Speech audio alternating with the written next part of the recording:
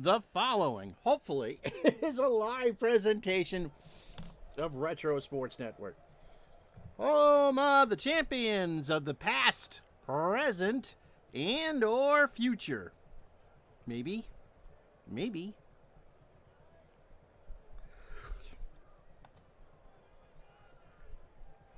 We got a picture? We do! How about that? Okay, got a picture here. And got a picture here. Oh my goodness, was that ever hard? And I guess that latency is low. My name is Ron Chuckett. Welcome to the test run of both a YouTube and Twitch live stream, where we do a doubleheader, holiday doubleheader, 4th of July. The first game up, the Mariners and the Tigers. The Tigers are 41-37. The Mariners are 39-42. The Tigers are part of a 5-team gaggle in the American League East. At 41-37, this is game 79 for them. They are trailing Milwaukee and Boston and I think Toronto. But don't count them out. They are a good team. Remember, they are the defending champions of the American League East and can conceivably, win it again. The Mariners, Dick Williams is gone. They've fallen to 39-42. They've fallen off the track in the American League West, but this might be a year where they contend for 500. They're going to go with Mike Moore today. Frank Tanana is going to go for the Tigers. And so that's the first game. The second game of our doubleheader will be the Reds and the Mets from Shea Stadium. Right now, that would be possibly the National League Championship Series. So, hope settle in here for the next couple hours. We got baseball for you. We start in Detroit with the Mariners and the Tigers. As Retro Sports Network presents a holiday doubleheader. Today, the 4th of July.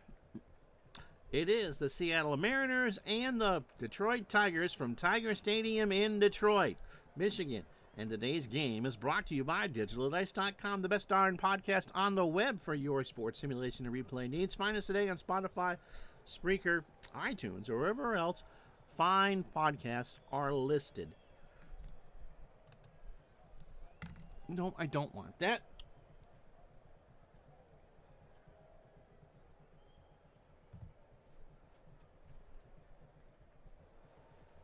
Oops, hold on 1 second. Yes. Yeah, that's fine. Yeah.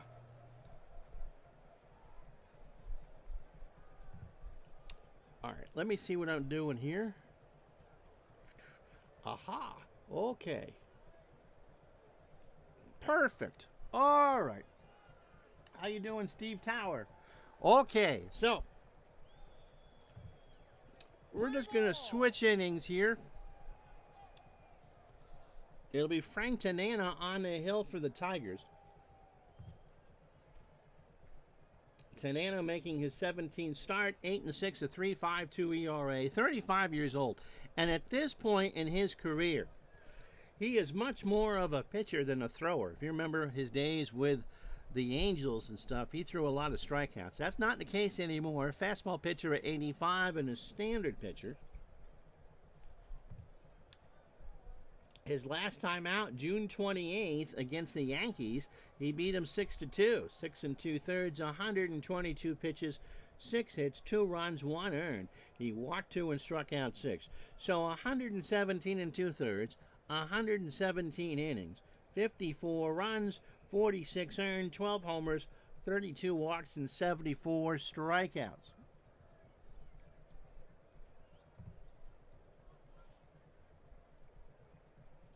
And I got to switch between tabs here. The lineup Tanana will face. Reynolds will lead off at second for Seattle. Ray Quinones as the DH. It just kind of shows what kind of shape Seattle is in 1988. Mickey Brantley is in left. He'll go third. Steve Balboni cleans up at first. Glenn Wilson and right will bat fifth. Jim Presley at third will go sixth. Henry Cotto is in center. He'll bat seventh. Dave Valley behind the plate bats eighth. And Mario Diaz will bat ninth. and plays short. Tanana can go the distance. Defensively for the Tigers on this 78-degree day, clear skies, winds left to right at 10. Sheridan is a 4 and a 2 in left. Gary Pettis a 10 and a 4 in center. Chet Lemon a 7 and an 8 in right. Tom Brookins a 4 at third. Salazar a 3 at short, so no Whittaker and no Trammell. Not even as a DH. Whale Wander is at second. He's an 8. Darrell Evans a 4 at first. And Matt Noakes a 4 and a 4 behind the plate. And Tanana a 7 on the mound with a 9.77 fielding percentage. Reynolds stepping in at 265, 4 homers, and 21 RBI. Oh, you're welcome, Steve. So here we go. Tanana starts his 4th of July, a fly ball to left field. Sheridan in the corner, and Pat will make the catch by the Pens, 1 out. For Quinones, 253, 5 homers, and 28 RBI. Tanana deals. Struck him out. Ray gone on an 0-2 fastball on the outside corner. It wasn't like Tanana couldn't strike people out. He did 127 in 203 innings. Is 75 in 118.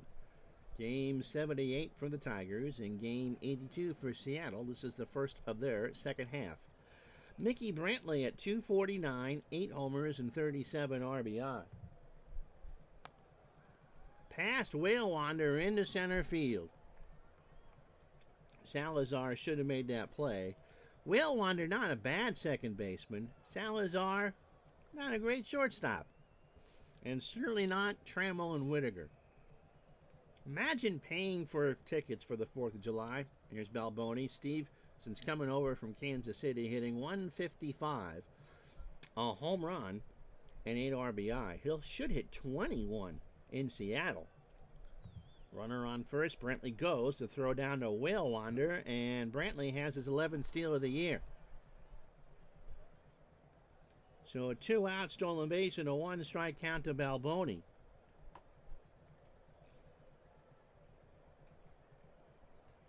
Tanana works to Balboni. Fly ball left field. That will stay in the yard. Sheridan is there and makes a diving catch on the grass to end the inning. Mariners get a hit, leave a runner on after half an inning, no score. So Mike Moore making his 15th of 32 starts, 29 years old, fastball at 91, and a fly ball pitcher, which in Seattle doesn't necessarily hurt. But in a lot of the ballparks, especially back east, they're not fly ball parks. It's one of the reasons why Tanana didn't do too well in Boston. But he could do it in Detroit because it's a long fly ball to center. Last start for Moore, 29th of June, 7 innings and a 6-3 loss. Moore hasn't won a game since June 9th, when he beat the Twins, which is pretty remarkable because they have the best record in baseball. 119 pitches for Moore, 8 hits, 6 runs all earned, a home run. He's given up at least 1 in his last 4 starts. He walked 2 and struck out 8. 109 2/3 for Mike, 99 pitches, 50 runs, 45 earned, 9 homers, 32 walks, and 94 strikeouts. That's 11th in the American League. Gary Pettis will lead off in center field for the Tigers. Matt Noakes will bat second behind the plate. Pat Sheridan in left will go third. Darrell Evans at first cleans up. Louis Salazar at short will bat fifth. Dave Bergman, the DH, bats sixth. Chet Lemon in right will bat seventh. Tom Brookins at third will go eighth. And Whale Wander at second will bat ninth. And Mike Moore can go the distance on the mound for Seattle. Yeah, you're not going to hear a lot of John Sterling this year. And we'll see how this goes. I got to remember to flip back and forth between YouTube and Twitch for the chat. Mickey Brantley, by the way, a 4 and a 2 in left. Henry Cotto, his days are numbered in center. He's a 4 and a 5. Glenn Wilson, a 5 and a 10 in right. Presley is a 4 at third. He's playing for a bunt we're not going to give. Diaz at short, he's a 3. Harold Reynolds a 10 at second. Balboni a 4 at first. Dave Valley, a good catcher, an 8 and a 6 behind the plate, and more, a 7 with a 980 fielding percentage. Pettis stepping in at 216, not a good hitter, a home run, and 21 RBI. He can steal bases, but he strikes out a metric ton, especially for a leadoff hitter. Ground ball to Presley. Jim's got it. Throws to Balboni for the out, 1 away.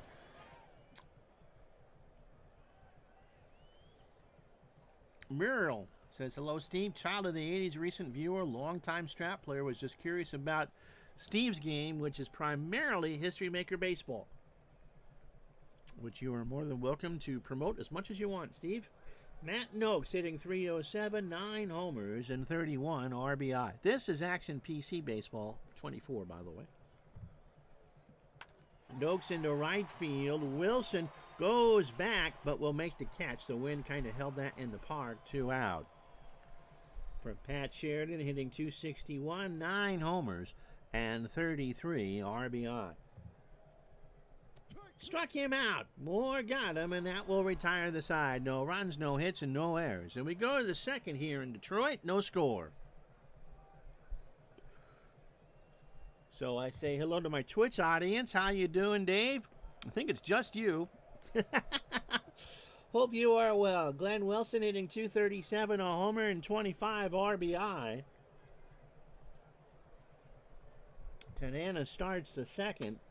Fly ball, left field. Sheridan coming in for the out. I was about to say in the first, as Jim Presley steps in, hitting 252, 11 homers, and 34 RBI, that paying full price for a Tigers game on a holiday, no less, and expecting to see Trammell and Whittaker out there in the middle of the infield, and you get Salazar and Waylander, has to be like going to a Broadway show where you're expecting to see the big stars and you get the understudies instead. You're paying the same money for the tickets, but it's not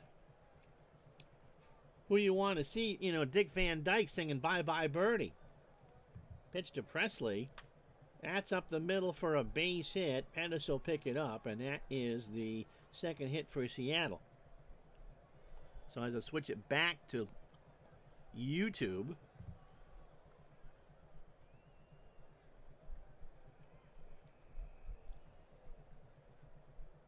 Cotto at 256, 7 homers and 33 RBI.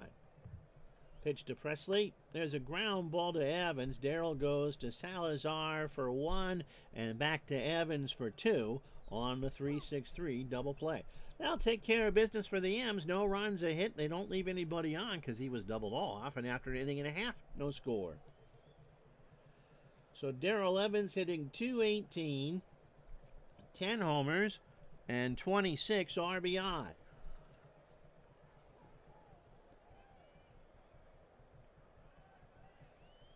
No, Demos, that's not true at all. Well, Murr, okay, so what do you want to know? And Steve, of course, does a lot of fine work on his channel. Pitch to Evans. There's a ground ball down the line and right. Wilson will have to go get it. Evans not blessed with eternal speed. Wilson waits, throws to second. Diaz is there. This could be close, but Evans has his 7th double of the year. He only had 9. Evans at 41 asks for the oxygen to be rolled out to second base. Here's Salazar, Louis at 273, 4 triples and 21 RBI. Yeah, I have an encyclopedic knowledge of Broadway history. Sure I do. Pitch to Salazar. Gets away from Valley, and Evans moves up 90. Darrell's going to go to the Tigers GM and ask for hazard pay. That's a lot of running for an old man. So 1-2 for Moore. Runner on third, no score. Tigers and Mariners here on a beautiful 4th of July afternoon here in 1988. Pitch to Salazar. Struck him out. Moore got him on a 1-2 fastball outside on the black. Dave Bergman hitting 264, 2 homers, and 15 RBI. 1 out. Evans leads off at third. Moore looks over. That's a ground ball to Diaz. That will score the run.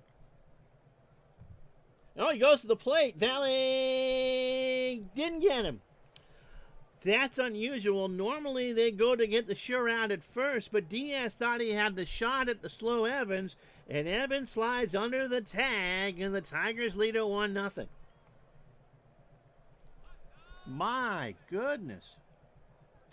Just considering the different similarities between Action PC and Strat. Well, Strat being an open-engine game and Action PC being a closed-engine game, you can do a lot more probability-wise with a computer.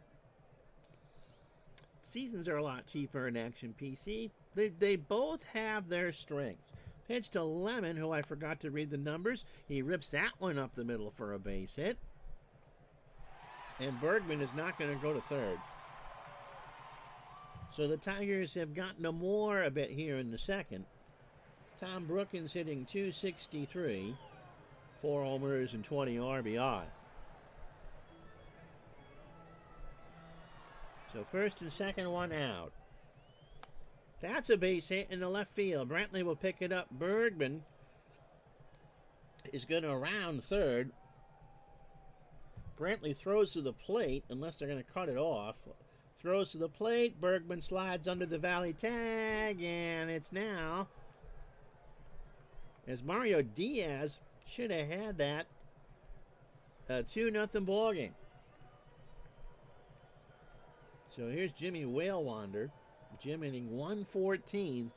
You're not even getting, you get me. You're not even getting the understudy in this Broadway play. 114 with an RBI. Tony, how are you? If you can get Kip Scary out of rehab, that's pretty scary. Whalewander steps in. Here's the pitch. Line drive to Presley, and he'll throw to second to get Lemon. How about that? So Lemon caught off a second on a double play. It goes 5-4. Tigers 2 runs, 3 hits, no errors. We go to the third, and I'm going to be watching from Twitch. It is 2-0 Detroit.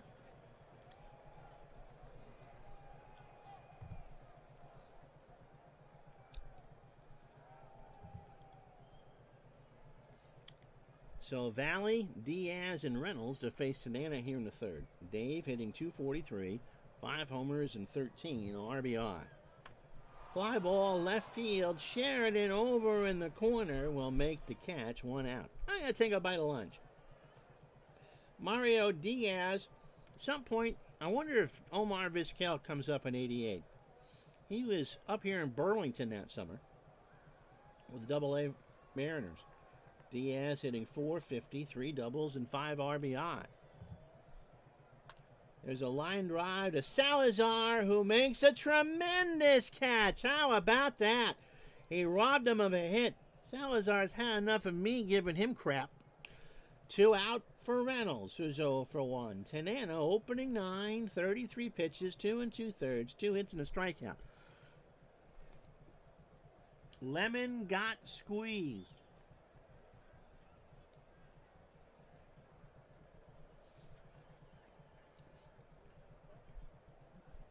I do not recommend, by the way, unless they're really on sale, these Jimmy Dean breakfast sandwiches. They'll do the work in a hurry, but that's about all they're good for. Pitch to Reynolds. Struck him out. That's 2 for Tanana. Reynolds chasing 0-2 fastball, and that'll do it. 2 runs, or no runs, no hits, and no errors. Bottom of the third here in game 1, 2-0 Tigers. So, top of the lineup for the Tigers, Pettis, Noakes, and Sheridan. Moore's opening 9, 36 pitches, 2 hits, or 2 innings. 3 hits and 2 strikeouts. Pettis is 0 for 1. Got him.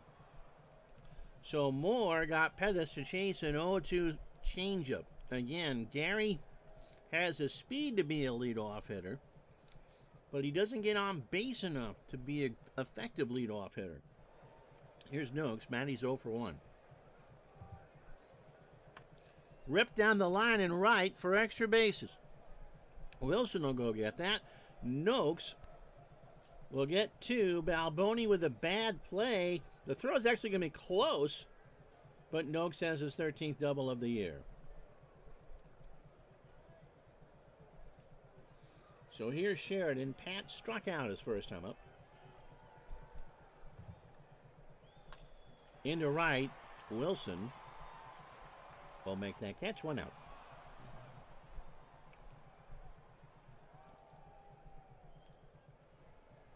So here's Darrell Evans. Darrell has a double and a run scored. There's a ground ball to Reynolds. Harold has it, throws to Balboni, and now retire the side. So, no runs, a hit. The Tigers have left on 2. We go to the 4th in the first of our doubleheader. 2-0 Detroit.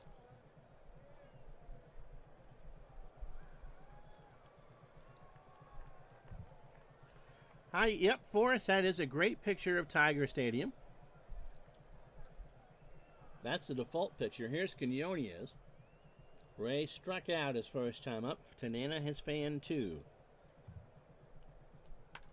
Ground ball to Salazar. Over to Evans. 1 out. I feel like we're doing an ABC ESPN simulcast today. That Twitch would be the ESPN, and usually the taped highlights or whatever are on ABC. Today we're live on both. I'm not Joe Buck, and Troy Aikman isn't with me. Here's Mickey Brantley. Mickey has a single and a stolen base. Mickey stole 18 in real life. 1 out. Tanana's pitch struck him out. He got him to chase a 2-2 fastball.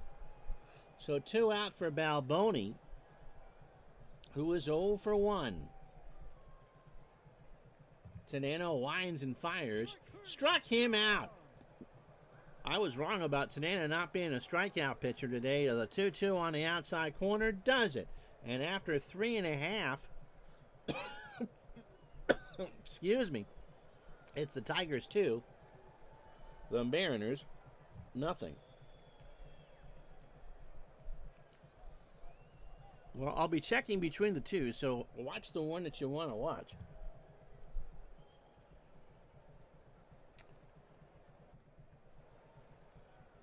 Oh, somebody loves Baseball Demos channels. Steve says, I, for one, do not miss Joe Buck's incessant need to just have a stream of consciousness broadcast. You've never watched my streams then, huh? And Mr. Waterfield says, great timing. You're here for a Tiger game. How are you? Standings as we start here on the 4th of July. The Tigers are actually in 5th, but they're only 4 back. As I get a piece of sandwich caught in my throat.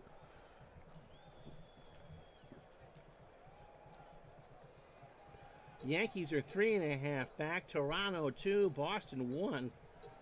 Goodness. And Milwaukee at 46 and 34 in first place. In the West, the Twins lead the Royals by 5 and the A's by 9. In the National League, the Mets 6.5 up on Pittsburgh, and the Dodgers and Reds are 1,000th of a percentage point apart. That's game 2. And San Diego, by the way, just 4 back.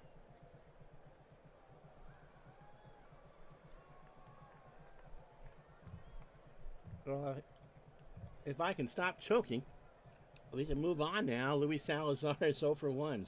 Moore struck him out his first time up. There's a ground ball past Diaz in the left field for a base hit.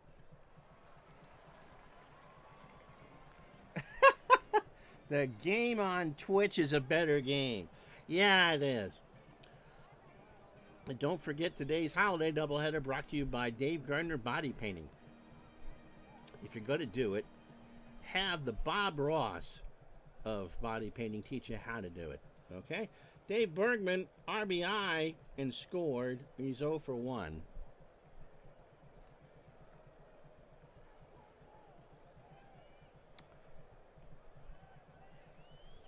What's the deal with your Expos in last place? happy little trees. The bets are just that good. Pitch to Bergman. There's a fly ball, center field. Cotto will make the catch, and Salazar goes back to first. So 1 out for Lemon, who singled his first time up. Salazar, a threat to steal if I should so choose. I do not. Got him. That's 4 for more. An 0-2 fastball swung on and missed.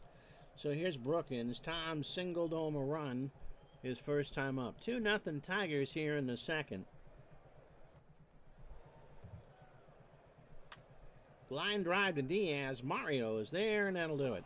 No runs. They'll leave on a runner on the hit and no errors. We go to the fifth in game 1. 2-0 Detroit.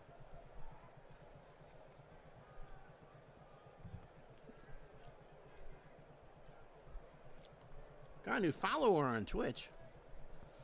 CPP2739.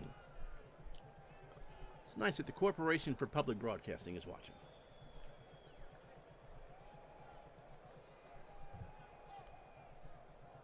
Glenn Wilson's 0 for 1. Tanana to start the fifth in good shape. Popped up left side, Brookins. That's a rainmaker. 1 out for Jim Presley, who singled his first time up.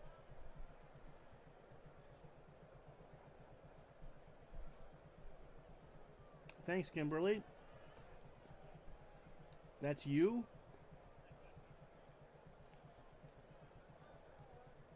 I think YouTube is better for chatting. Oh, that's you on Twitch. Oh, okay. Thanks for the follow on Twitch, Dan. I do appreciate it. Pitch to Presley. Here's a fly ball left field. Back goes Sheridan. Pat to the track. That's off the scoreboard. Presley's into second for a double, his 12th of the year. So, for those of you who are YouTube streamers, I have it set to ultra low latency. So, it pretty much, just like Twitch, is instantaneous.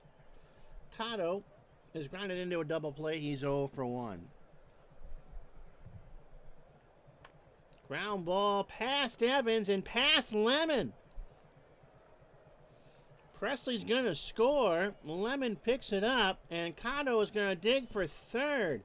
Wilwander's throw to Brookins is not in time, and that's a triple for Henry Cotto. That is not listed as a bad play, but Chet Lemon looked like Liz Lemon out there in right field.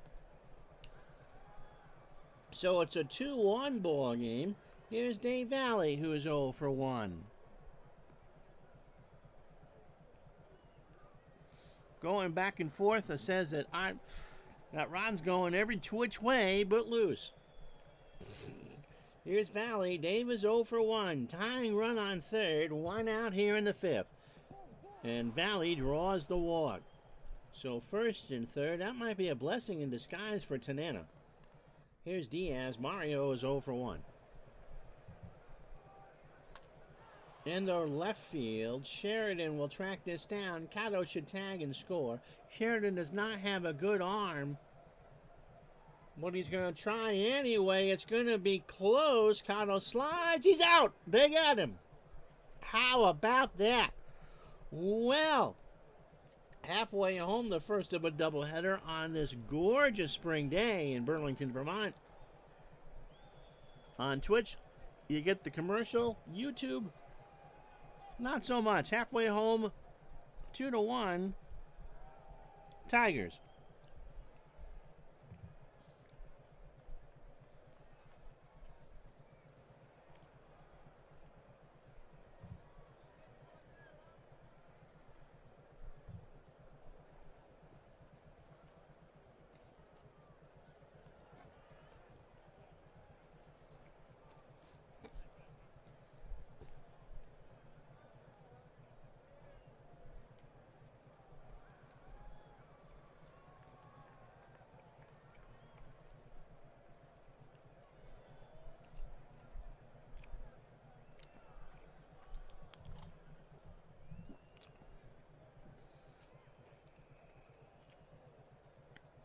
The one thing about trying to eat a sandwich while you're streaming is it's dry. Tigers up 2-1. 2 runs, 5 hits, no errors for Detroit. 1 run, 4 hit, no errors for Seattle. If you're wondering how we got here, Tom Brookins, an RBI single to make it 2-0 to score Gage Bergman. And Bergman hit a fielder's choice to make it 1-0. In the 5th, just a moment ago, Henry Cotto with a triple to score Jim Presley to make it 2-1.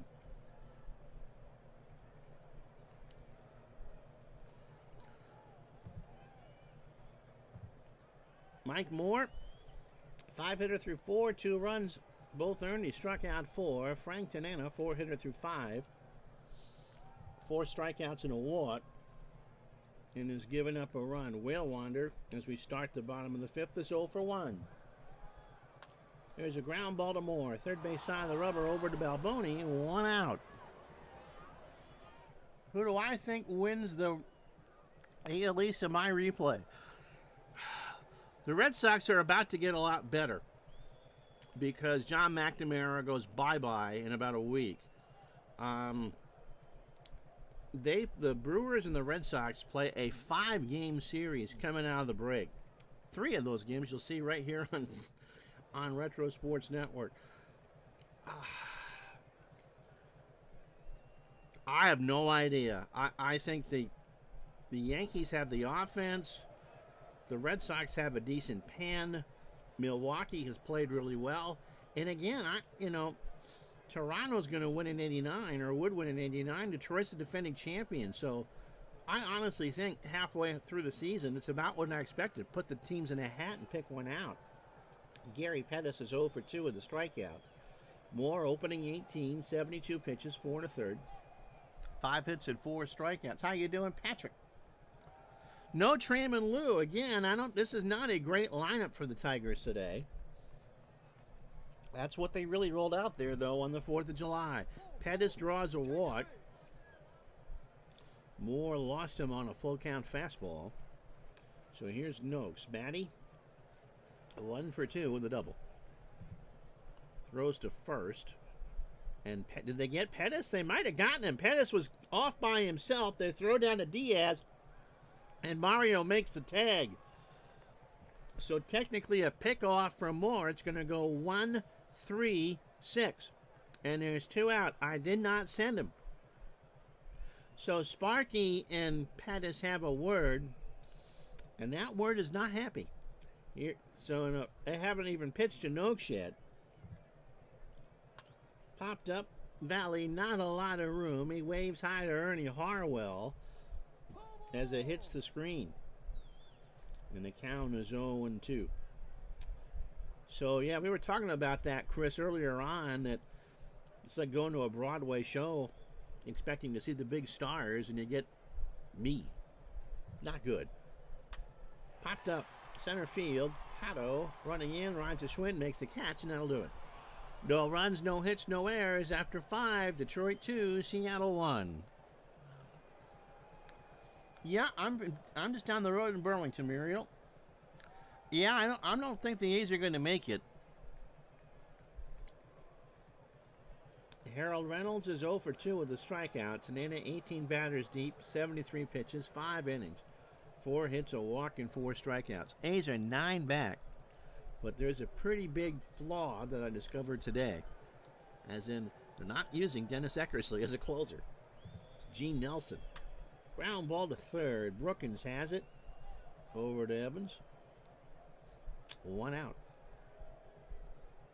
Quinones is 0 for 2 with the strikeout. Reds and Mets to follow today.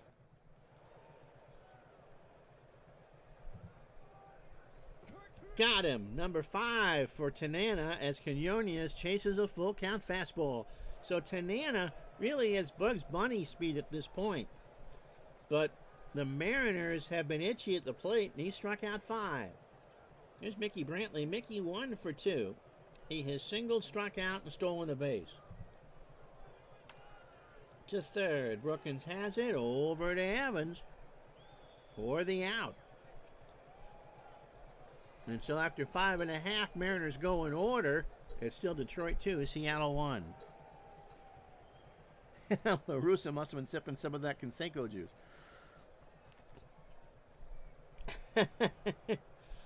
So here will be Sheridan, Evans, and Salazar.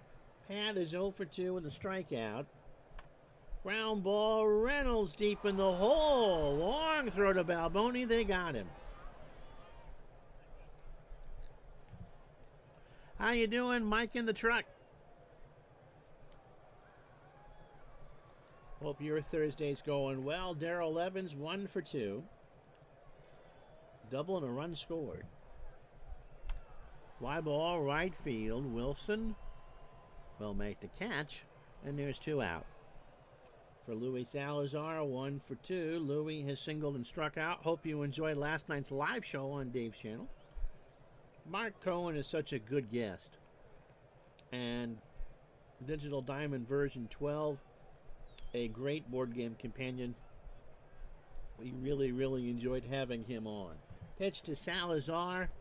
Got him, and Moore struck out 5. So we got a pitcher's duel after 6. Tigers 2, Mariners 1.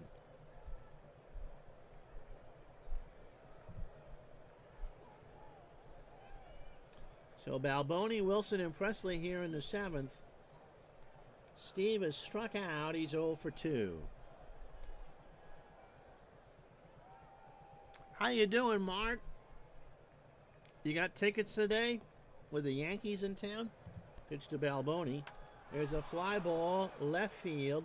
Sheridan moving over. Pat will have that off the wall. And I think even Balboni surprised he's into second with a second double. So nobody out. Tanana has some room to pitch, but the tying run is Balboni. Now, he actually isn't completely slow. He has a second gear. Here's Glenn Wilson. He's 0 for 2. Sheridan by the pens, and somebody from Windsor makes that catch. It's 2 and 2. Wilson strikes out. 6 for Tanana. 2-2 fastball outside. 1 out for Presley. Jim has singled, doubled, and scored. Popped up. Whale Wander. Foul territory right side. Jim's a running and makes the catch. It's the best run since the Lions left in '74. There's Cotto. Henry has a triple. He's 1 for 2. He drove in the lone Mariner run in the 5th. Up the middle, Salazar over to Evans. Cotto is running, and he is out on a bang-banger. Stretch time, 2-1 Tigers.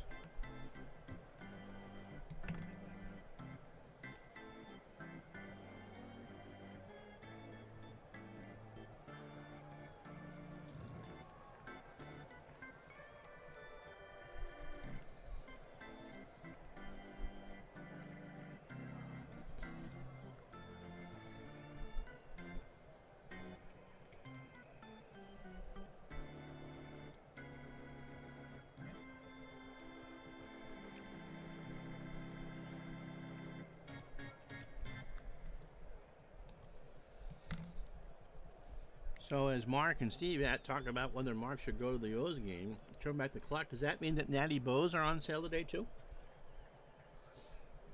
It'll be Bergman, Lemon, and Brookins for the Tigers here in the 7th. Dave is 0 for 2, driven in a run and scored. Fly ball, right field. Wilson comes in, makes the catch, 1 out. Lemon is 1 for 2. Hitting .276, 13 homers, and 53 RBI, because I don't think I ever read that. Has singled and struck out. Moore at 100 pitches. Has pitched well, but it's on the wrong side of a 2-1 score. Fly ball, left field. Back goes Brantley. That is off the scoreboard in left center field. Lemon is in the second standing with a 16th double. Yeah, Tanana with a turn back to the clock game. Yeah, he was underrated, but he needed to be in a big ballpark. He spent a year in Boston. And a lot like Danny Darwin, who spent some time. Yep, this is a simulcast, Mike. The ESPN ABC simulcast. And so I have 20 people watching on YouTube and 1 on Twitch. So YouTube is getting the attention.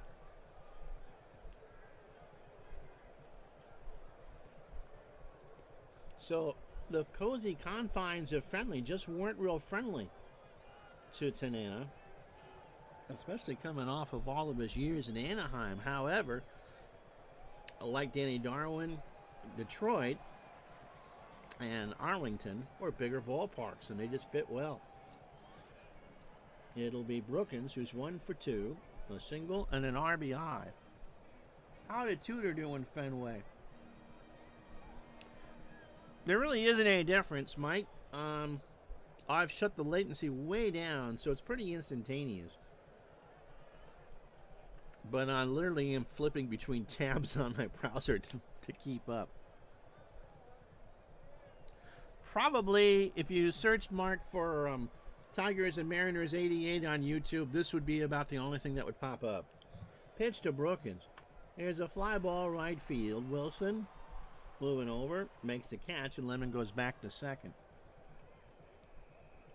Gary Bender. The ALCS crew of Gary Bender, Joe Morgan, and Reggie Jackson. Here's Whale Wander. Jim is 0 for 2. Tudor was not a good Fenway pitcher, which I know demos should know that answer. That monster, before they enclosed it, I mean, one of the reasons why the Red Sox got good in the mid to late 80s was that they rebuilt the press box and closed up the stadium, essentially. And so it wasn't as much of a difference. That's why Bruce Hurst was successful and John Tudor really wasn't. Pitch to Whale Wander, fly ball left field. Brantley will make the catch, and that will retire the side. Tigers, no runs, a hit, no errors. We go to the 8th, a pitcher's duel here in game 1, 2-1 Detroit. So Valley, Diaz, and Reynolds to face Tanana. 1 run, 5 hits, no errors for Seattle. They've left on 3.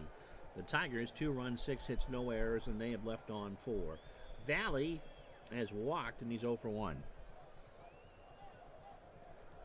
I am very interested in that. Lemon for LaFleur was a steal. Absolutely. I think it's a case that people are paying for me to be on Twitch. And it's always good to have options. Although this is the largest audience I've had in a long time. Valley, fly ball, right field. Lemon, 1 out for Mario Diaz, who is 0 for 2. It is not, by the way, 440 to dead center here at Tiger Stadium as it's marked. It's deep. And that with the overhang with the second deck, it never felt like 440, but I think it's more like 420. Popped up. Left side. Salazar. Waits.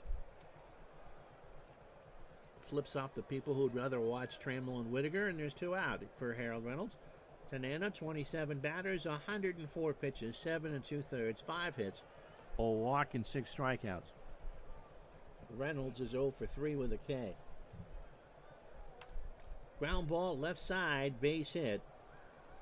So Harold has a hit. That's a 6th hit for Seattle. Quinones is 0 for 3. He has struck out twice. And Reynolds probably isn't going anywhere. Line drive left field. Gary Pettis. Does he make the catch? He's going to try to dive for it. Can he get there? No, it drops in front of him. Reynolds with good speed goes to third. It gets behind Pettis. And that's a double. That's the risk. You have the good chance to make the catch. But even with Pettis' good range, there's no guarantee that that's not going to skip behind him, and that's what happened. So now Tanana in a big jam. Reynolds on third, the tying run, and Quinones the go-ahead run for Mickey Brantley, who is 1 for 3, a single, a strikeout, and a stolen base. Noakes and Tanana have a word. Frank, deep breath. Right to Whale Wander over to Evans, and that will retire the side. The Mariners threaten and do not score. No runs, 2 hits, no errors. Bottom of the 8th here in Detroit. Tigers 2, Mariners 1.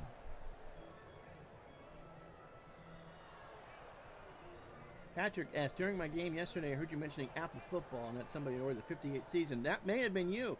Oh, you're a big Colts fan. Okay. Yeah, probably was you. I'd wish you luck as a Giant fan, but I wouldn't meet it. I didn't realize until we had on that chat with Apple football on the podcast that Apple football was designed in 1957. Gary Pettis is 0 for 2, by the way, a walk and a strikeout. Got him for number 6, so 28 batters deep for more. 117 pitches, 7 1/3, 6 hits, a walk, and 6 strikeouts. Noakes 1 for 3 with a double. Popped up left side, Presley. 2 out for Sheridan, who's 0 for 3 with a strikeout. Tanana, you got Hernandez. Sheridan 0 for 3 with a strikeout. Tanana to face Balboni, Wilson, and Presley in the 9th. Fly ball, right field. Wilson has it for the out. We go to the 9th. No runs, no hits, no errors. Tanana will start it. Tigers lead 2-1.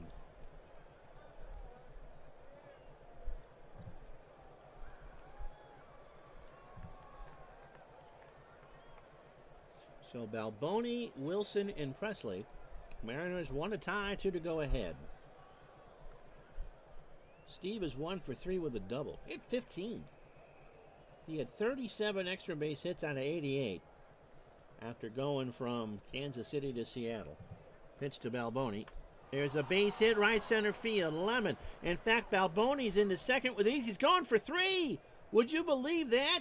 And Balboni has himself a triple. So now the tying run is on and nobody out. So Tanana will come out.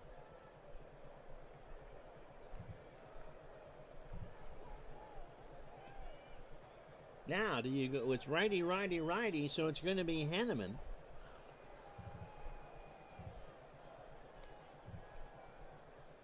And Henneman has struggled, not necessarily closing down games. He's saved 7 and 9.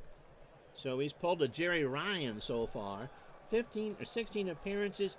The bad news, if you're a Tiger fan, is he's 2 and 3 with a 5.75 ERA. He is 27, throws a fastball at 88 and a ground ball pitcher. He got the save against the Angels on the first, so he hasn't pitched since Friday. 2 innings and a 5-2 win, 39 pitches, 3 hits and 3 strikeouts. He's got the tying run on third with nobody out here. 20 1/3 innings, 29 hits, 13 runs all earned, 4 walks and 11 strikeouts. So Mr. Waterfield and Mr. Anderson are sharing Earl Weaver's Chesterfields.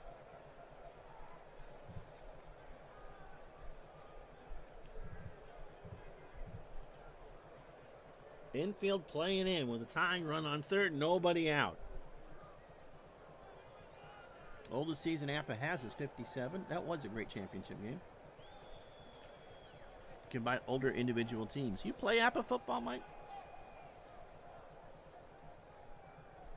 The Giants got too conservative and Unitas took over with a 2-minute drill.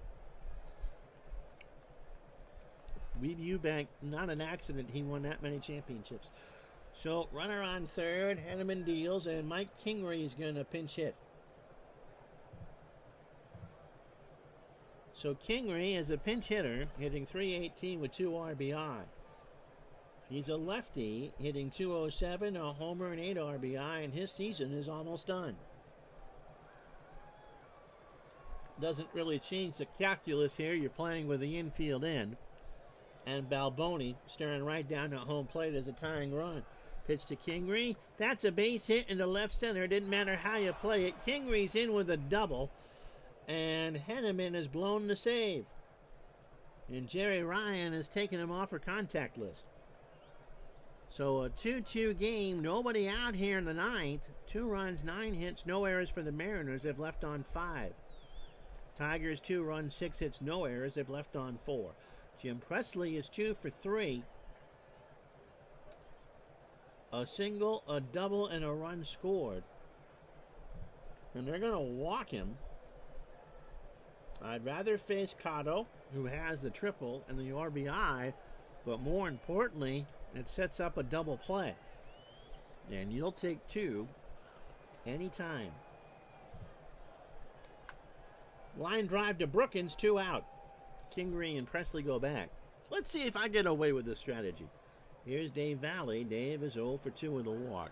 So Evans, Salazar, and Bergman for the Tigers in the ninth. You're not pinch hitting for Evans. Got him! 2 out. 2 big out. I mean, that runner on third, you got a high % chance he's going to score anyway. But it technically is a blown save on the 1-2.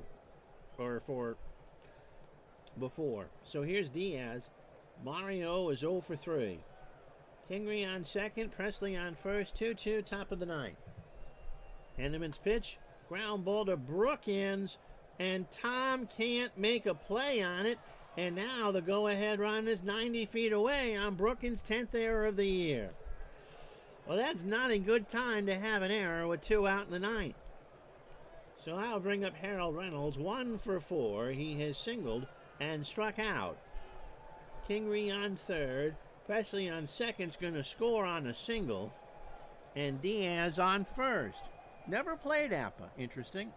Okay. Waterfield said walk him. I don't know if I did or not. Pitch to Reynolds. Line drive. Foul. First base side. Lemon doesn't get there. Somebody from Ann Arbor made that catch. And it's still a 2-2 or 1-2 count. So Henneman will try again. Crowd behind him. He rears back and throws. Slow ground ball to Whale Wander. Over to Evans. And we go to the bottom of the ninth in the 2-2 tie. Mike Jackson. 1 run, 2 hits and an error for the Mariners. They tied this puppy up. Bottom of the ninth, 2-2. So it's not a save situation. You're not going to go with Schooler here. Jackson's just a baby, 24 years old, fastball at 93 and a fly ball plus pitcher, making his 33rd appearance.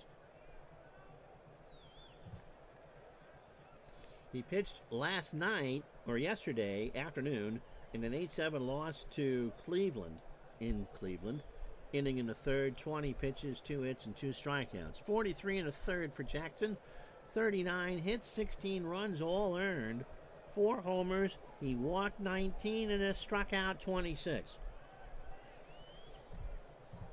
And if you're a Mariner fan, you hope that he's not bad and continues to be a thriller. He'll face Evans, Salazar, and Bergman. Cardiac time here in Detroit. Evans is 1 for 3, a double and a run scored. Ball 4, and the winning run is on. And it won't be Evans.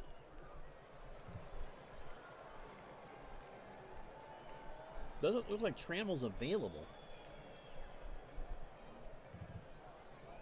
So we'll put in Ray Knight. He's not a threat to steal, but he's a better runner on the bases. Here's Salazar. Louis 1 for 3. And again, there's no Trammell.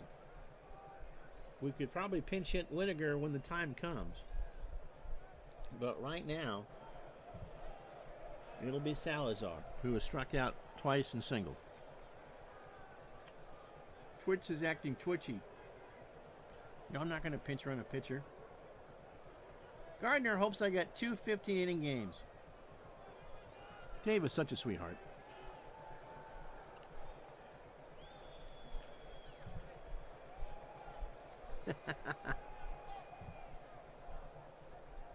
So they play in at third. Salazar not going to bunt. Nobody out. 2-2 the score. Bottom of the ninth. Base hit left center field. They're playing back to guard against an extra base hit. And Knight does not want to be the first out. So first and second now for Bergman. Dave is 0 for 3. Has scored and driven in a run. What's my opinion of the new extra? I like them. I know that's going to cause some people to pass out. I'm not sure I would do the extra base runner until the 12th. But we don't need to be here forever.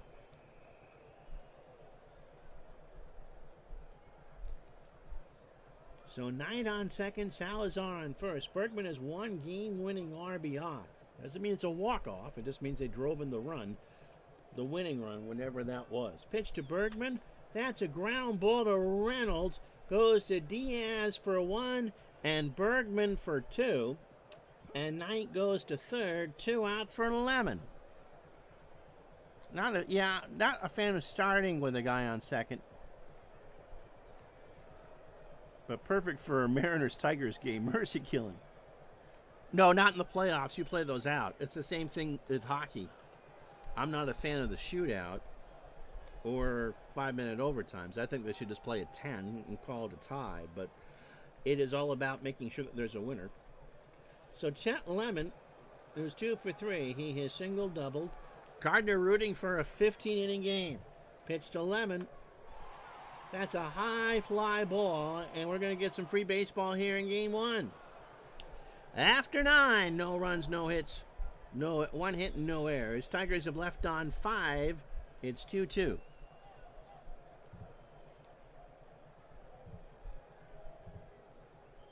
Ray Knight stays in the game at first. He's a 2. So Henneman will pitch, or try to pitch a second inning. Quinones, Brantley, and Balboni. Ray has a double. He's 1 for 4. He has struck out twice. 4-on-4, I know you have more open ice.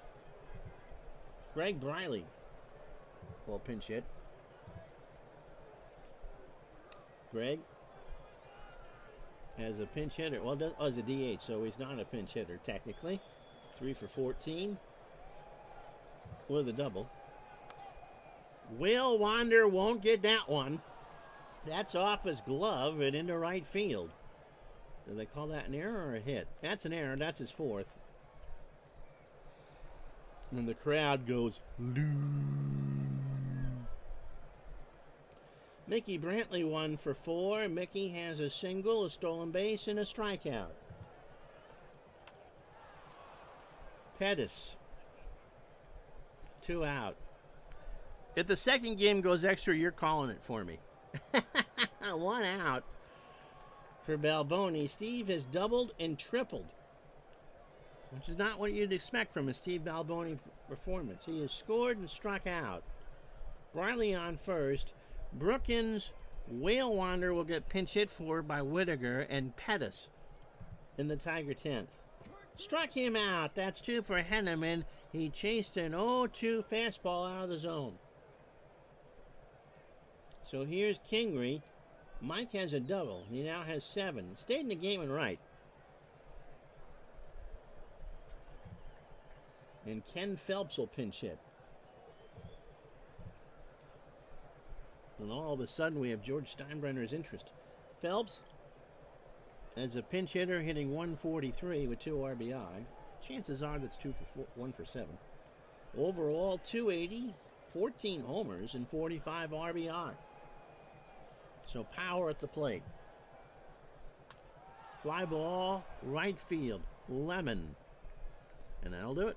We go to the bottom of the 10th inning. No runs, no hits, and an error. After 9.5, it's 2-2. So Brookins, it'll be Whittaker, and then Pettis here in the 10th to face Jackson. Tom is 1 for 3. Has singled and driven in a run. Where's the ghost runner? Your mission, Mr. Phelps, should you choose to accept it. Hengel is in right, by the way, for Seattle now. He's a 5 and a 3. Got him. So Brookins chased an 0-2 curve. Out goes Whale Wander. In comes Whittaker. Out goes Jackson. In comes Schooler. Pitching change from Detroit. Schooler, 26, making his 8th appearance. He's only been with the team less than a month. 0-1 with 3 saves. Not a save chance. He's 3 out of 5, which is almost a meatloaf number. He's 26. Last pitched on the 1st, so that would have been Friday. Took the loss in a 4-3 loss to Cleveland. Didn't retire a batter. 9 pitches, 2 hits, an earned run. Overall, since his recall, 7 1/3, 7 hits, 2 runs, both earned. Home run came to the Rangers, walking 2 and struck out 5. Thriller is no more. School is in session.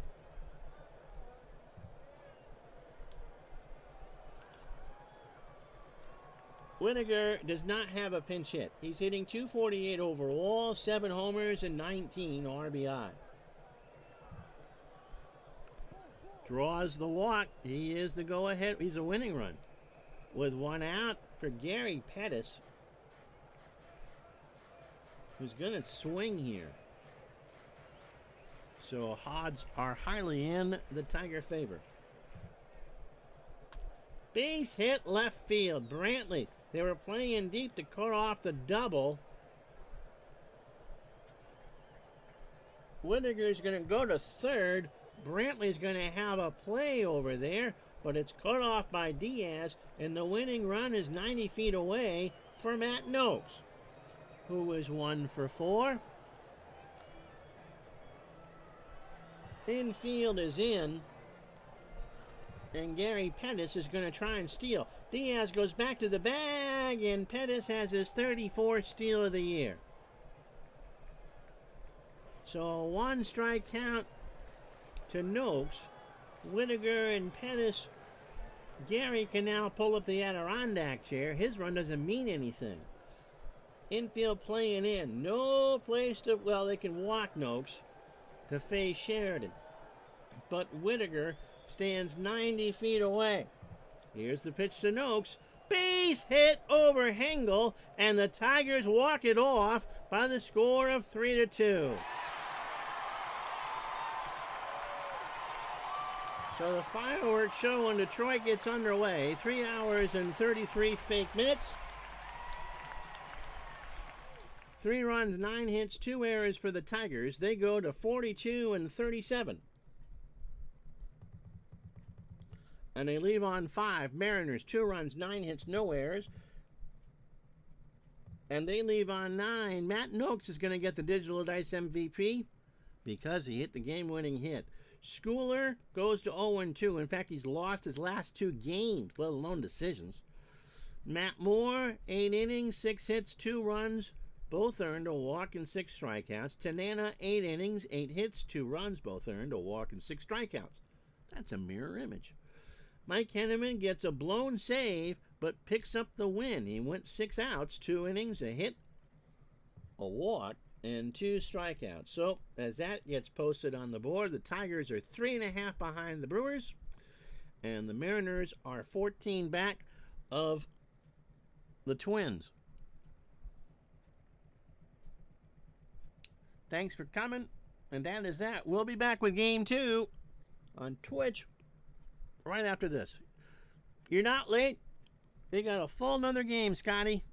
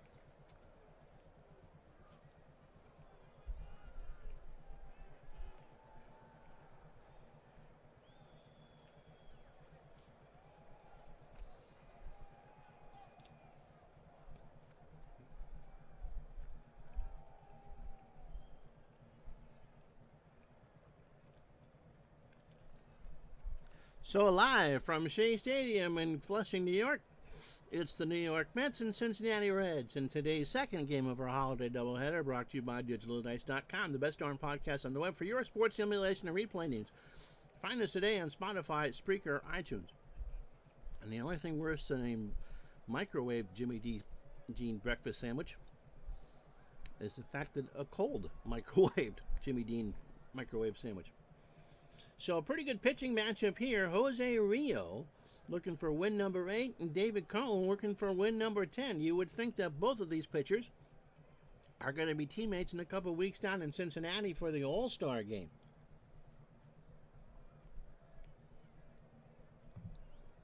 Play ball. So here's the Reds lineup for you. Barry Larkin at short will lead off. Chris Sabo at third will bat second. Cal Daniels in left will go third. Paul O'Neill in right cleans up. Eric Davis is in center. He'll bat fifth. Mark decides that this is the better matchup. That's why we did it second. Although you really aren't going to get much better than what the Tigers and the Mariners just pulled off. Nick Osaski at first will bat sixth. Bo Diaz behind the plate goes seventh. Gardner probably wants me to do a 20-inning game. Treadway at second bats eighth, and Rio will bat ninth. Not a good hitter. Coney can go the distance. I don't think I've done a Cone game this year. He's 25 years old. He's over from the Royals. Fastball at 94. And really, if the Mets make the playoffs or make the World Series, he can make all the difference in the world. His last game was on the 29th of June. He beat the Pirates in a big ball game for the Mets, 4-2. He went the distance, 123 pitches. 8 hits, 2 runs, both earned, and 9 strikeouts. Blah, blah. And a walk. On May 10th, he hit the Astros and struck out 10. Overall for Cone, 92 2/3, 67 hits. 30 runs, 27 earned, just 1 home run allowed. That was to the Cubs on the 24th of June. He has walked 32, and his 86 strikeouts are 9th in the National League. Defensively for the Mets, Kevin McReynolds is a 5-9 in left. Lenny Dykstra a 4-3 in center. Darryl Strawberry a 6-7 in right. Howard Johnson a 3 at third. Kevin Elster a 5 at short, Wally Backman a 3 at second, Dave Magadan a 3 at first, and Gary Carter an 8 5 behind the plate. Cone a 7 on the mound with a .976 fielding percentage. Larkin will step in at .278, 6 homers and 25 RBI. And so the nightcap starts with a ground ball to third. Howard Johnson picks up. Larkin's going to have himself a bunt single. And Hojo just ended. Don't forget, after the game, there are fireworks. And should this game go 17 innings, Rick Camp will pinch hit and hit a home run. Chris Sabo at .247, 6 homers and 39 RBI. This would be the LCS matchup, you would think, although really, the Dodgers really were the best team in the West. This is the year that Rose got... You know, Mark, someone told me that the other day, and I'd forgotten that Rose had been suspended. I will say this. Throw to first, and Larkin is back. So Magadan at first. No Keith Hernandez. That if it is the Reds and the Mets, the middle three would be here in New York. And Buddy Harrelson will throw out the first pitch of all three. Larkin goes. Carter throws down to Backman, and Barry has his 24th steal of the year. So here's Sabo with a 2-1 count.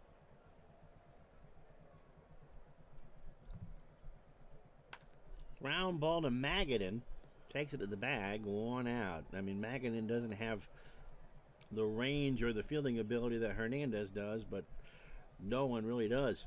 So runner moves to third. Here's Cal Daniels at .296, 10 homers and 43 RBI. There's a base hit into left field. So Larkin will score. Daniels on first with a single, and the Mets trail 1-0. Here's O'Neill, Paulie at 253, 9 homers and 36 RBI. Who filled in for Rose when he was suspended? Who was the bench coach? Throw to first. Cal is back. They're going to pitch out. They do. There goes Daniels. A throw down to Elster, and Cal has a steal. So that's 17 on a year. And the Reds trying to make short work of Cone. This is game 1 of the second half of the year for the Mets. They are 51-30. Game 82. For Reds, they close out the first half of their year at 45-35. Jimmy the Greek did. O'Neill hits a base hit into right center field. Dykstra's going to pick it up. Daniels around third. Dykstra does not have a great arm and will allow the run to score. So before the Mets fans settle down with their Dairy Lead Sunday Cups, it's 2-0 Cincinnati.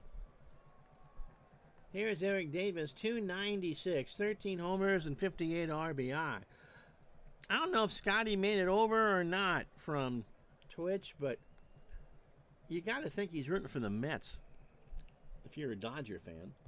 Pitch to Davis. And a balk because it's 1988. So a 2-2 count, 1 out to Davis. Cone deals. And Davis draws the walk. So first and second with 1 out. Cone kind of wielding under the pressure a bit. Here's a Sasky Nick at 292, 10 homers and 36 RBI. Gets away from Carter and everybody moves up 90. So a wild pitch and it's a 1-2 count. So Reds fans in 7 heaven right now, they got 2 in and you got Davis on second. So a single will score 2. Struck him out. Cone got him on a 1-2 curve inside. 2 out for Bo Diaz, hitting 190, 4 homers and 18 RBI. Got him. So Cone works out of it. 2 runs, 3 hits, and no errors for the Reds. And after half an inning, it's Cincinnati 2, New York nothing. So Jose Rio making his 6th start. Rio would see great success for the Reds. 23 years old, hard fastball at 96, and a standard pitcher. So as we said, a 6th start, working well out of the pen. He's 7-2 with a 2.92 ERA. He last faced the Padres. He hasn't won in about 3 weeks. Padres beat him 4-1. 5-inning start, 90 pitches, 4 hits, 2 runs, both earned. He walked 4 and struck out 4. So again, primarily as a reliever, 64 2/3, 58 hits, 24 runs, 21 earned, 5 homers, 19 walks, and 73 strikeouts.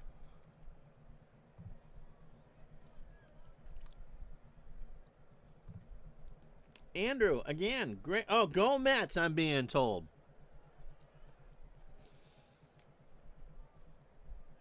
But yeah, he doesn't want the Mariners to win.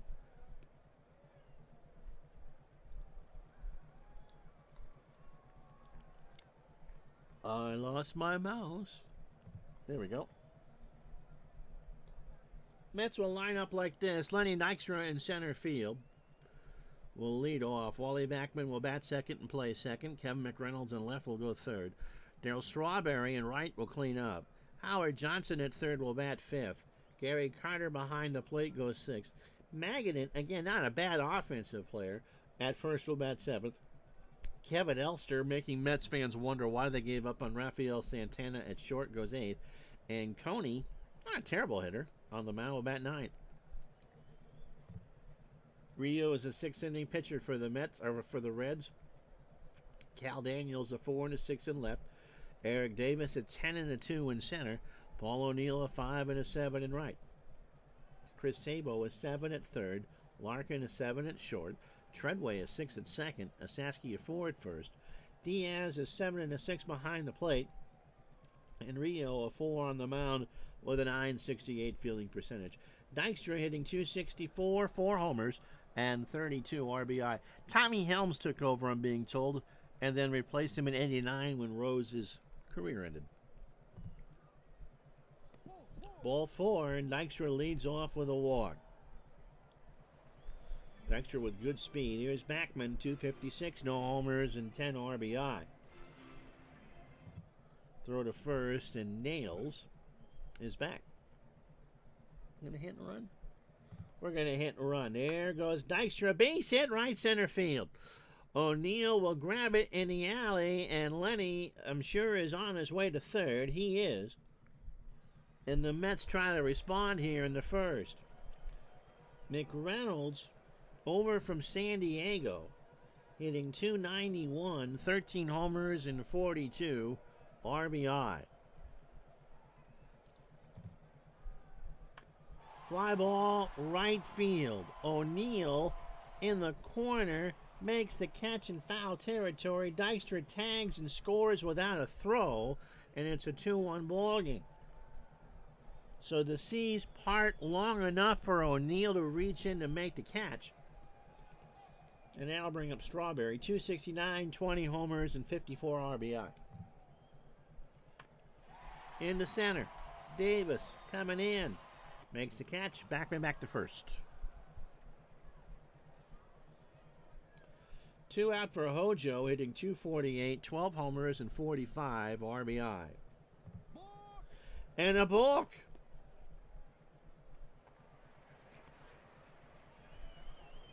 For those of you who think life was better in the olden days, remember in probably the 45 or 50 games we've done the first half of the season, we've had an outrageous amount of balks. They changed how they were called after this season. My goodness. So Pete Rose has a few unkind words for the umpires. They haven't even pitched to Johnson yet, and Backman can score on a base hit. Pitch to Hojo. Can't get much more American than that on this 4th of July. Fly ball to right. O'Neill is there, and that'll do it. Mets get a run on a hit, no errors. And we go to the second here at Shea, 2-1 Cincinnati. So Treadway, Rio, and Larkin to face Cone, who really had a rough first. Jeff at .251, 2 homers, and 23 RBI. Into right, Strawberry, 1 out.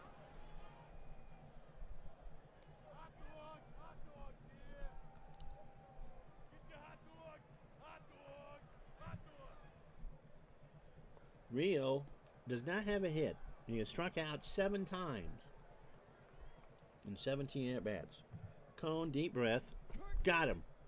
A 1-2 fastball, and Rio chased, so it's 2 out.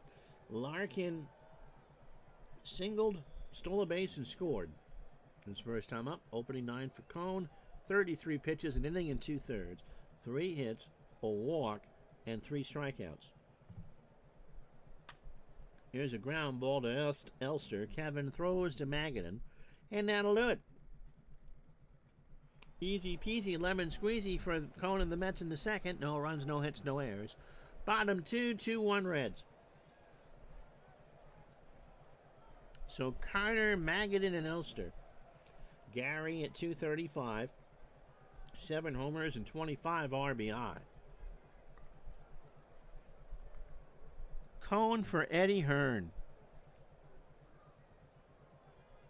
Kimberly, how long have you been a fan? Yep.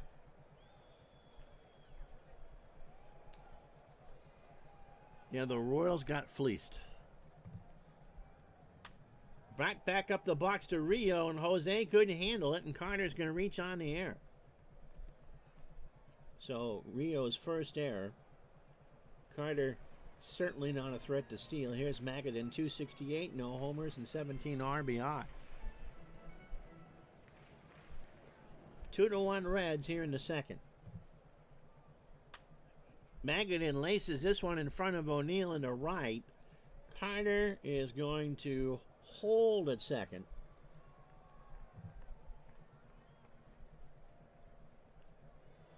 So first and second, nobody out for Elster, who's going to bunt. Kevin at 212, 5 homers and 17 RBI. When your pitcher is a better hitter than your shortstop, it might be time to look at your options here. Elster squares, runners on first and second. Rio goes to Treadway covering at first, and Elster puts it down. So 1 out for Cone. Not a bad hitter, 7 for 30, hitting .233, 3 doubles and an RBI. Little older than me. Okay.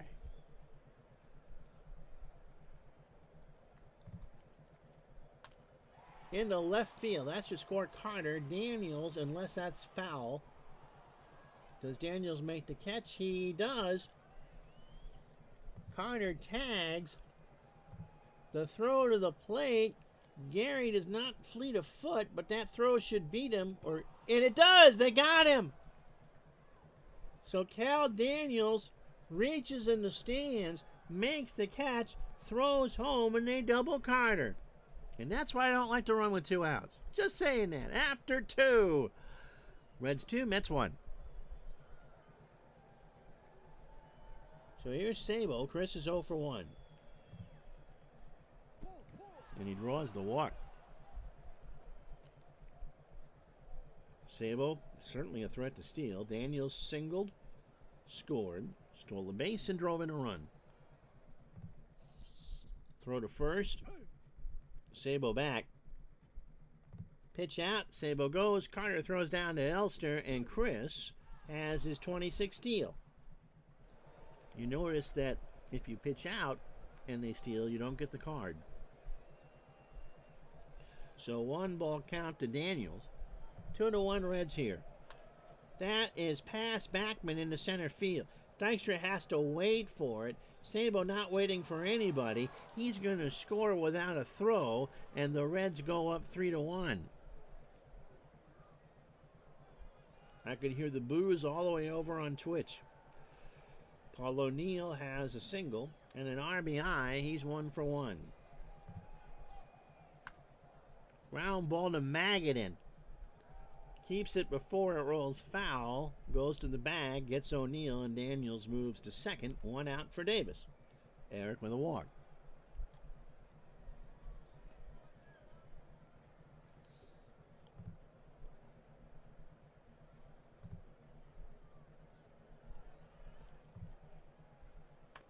Ground ball to Magadan. Takes it to the bag himself. Daniels moves to third. 2 out.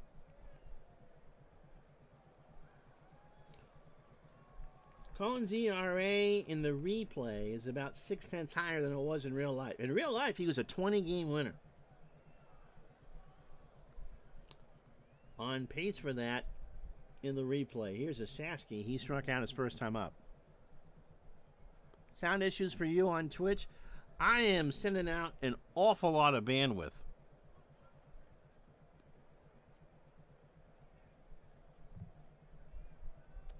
Struck him out. That's 4 for Cone. So 1 run, 1 hit, no errors. We go to the bottom of the third here at Shea. Reds now lead 3-1. So I'm not sure, how much it's all processing. We are very low latency on both services.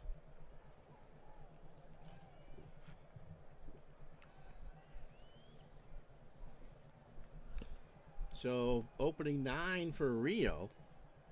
32 pitches, 2 innings, 2 hits, and a walk. Dykstra walked and scored in the first. All right, thanks, Patrick. Since Hernandez is on the DL, Kramer and Newman decided to skip the game and hang out with Cherry.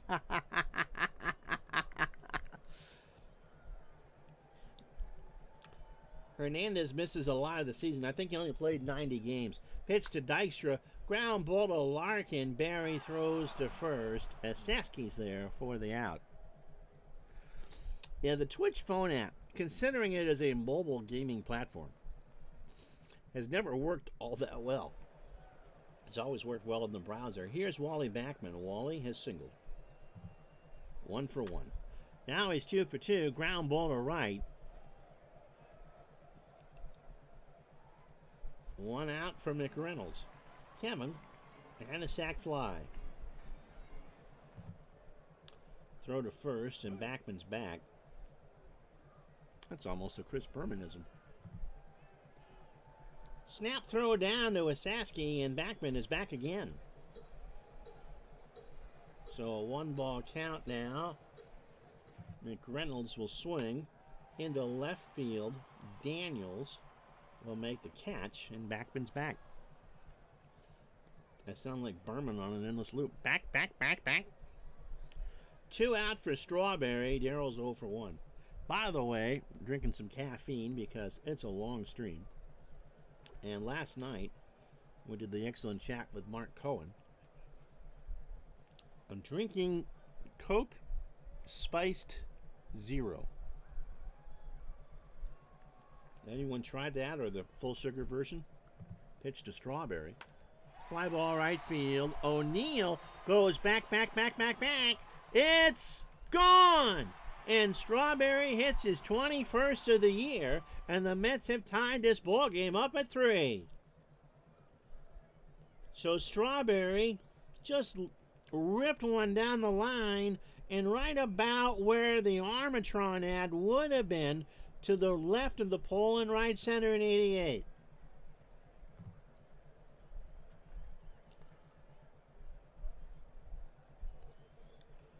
That ball was hammered.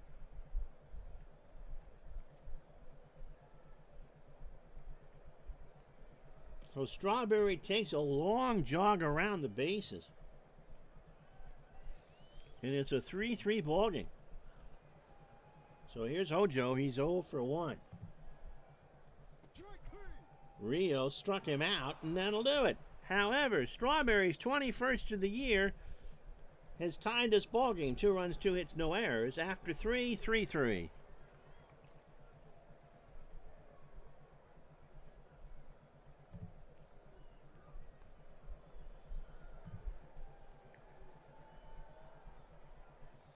So here's Diaz. He struck out his first time up.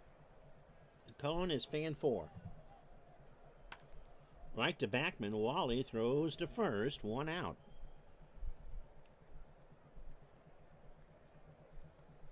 Jeff Treadway is 0 for 1. There's a ground ball left side. Base hit. So Rio in a position to bunt here with 1 out. He's 0 for 1. Magadan and Hojo play for the bunt. Rio obliges and bunts that foul first base side. Count is 0-2. They'll play again. Let's see what Rio does. He struck out his first time up. Pops it up. Carter doffs the mask to the screen. No. 0-2. Again. So Rio at least making Coney work. The 0-2. Fly ball left field. Back goes McReynolds way back there and gone. A 2-run homer from Jose Rio. Holy Bruce Keeson, and the Mets take a 5-3 lead. He did have one in 88.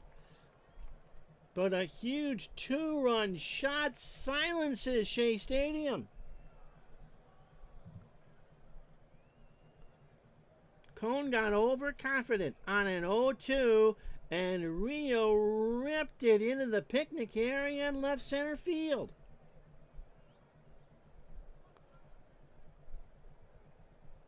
Thanks, Dennis. My goodness.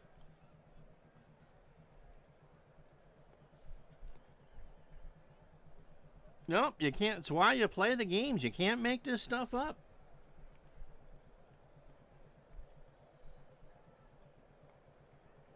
So 5-3 Reds, 1 out in the 4th. Here's Larkin. Cone, 18 batters, 67 pitches, 3 1/3 innings, 6 hits, the home run to Rio.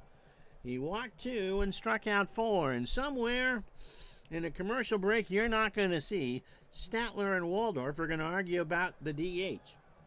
Pitch to Larkin. Struck him out. Gets away from Carter. The throw down to Magadan, and he's out.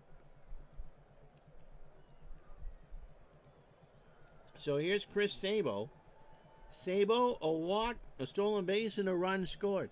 Now Rio, the A's will remember that they gave him up. And now come back to bite him in the bippy because he won games 1 and 4 of the '90 World Series. But remember, Rio was with the Yankees in '85. It was him, Guidry, and Phil Niekro. Pitch to Sabo. Popped up. Carter should grab this one.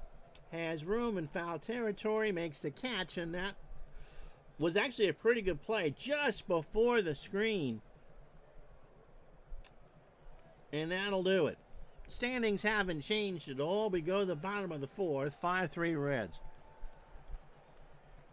So Carter, Magadan, and Elster. Struck him out. That's 2 for Rio. A 1-2 fastball, and Carter swung on and missed. How you doing, RJL? Watching from work before it gets blacklisted. Magadan as a single. 1 for 1. Tigers beat the Mariners in the opener of our 4th of July doubleheader. 8-7. Magadan draws the walk. It wasn't 8-7. It was a 1-run game. So the tying run for Elster, who sacrificed his first time up. Going to swing this time in the left center. Elster, or Davis. 2 out. Met fans will Met fan. Davis with a sliding catch for his 10th grade play of the year. David Cone is 0 for 1. And if you think Cone's going to homer, share with the class what you're drinking. 2 out, 5-3 Reds here in the 4th. Pitch to Cone. Fly ball right field. O'Neill in the corner. Makes the catch, and that'll do. No runs, no hits, and no errors. We go to the 5th here at Shea. 5-3 Reds.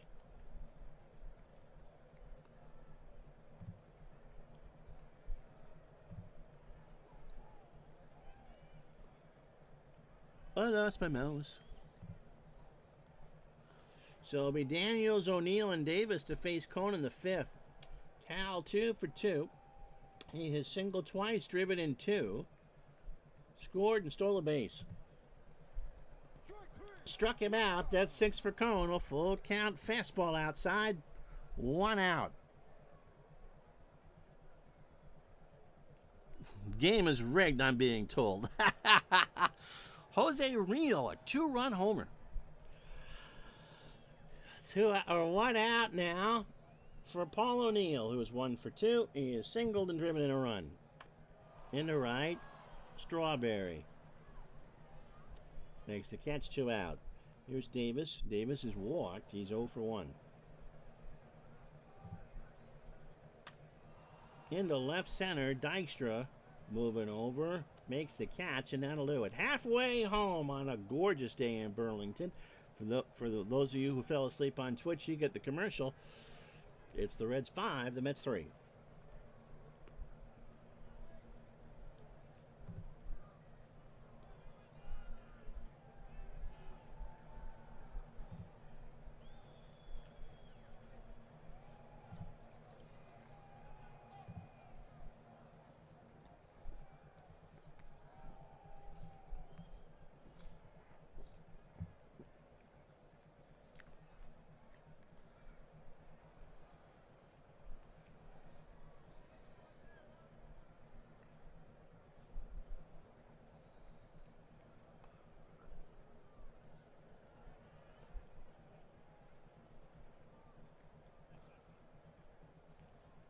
Well, if you joined us late, we had a pretty entertaining game between the Mariners and the Tigers at Detroit, 1 in extras.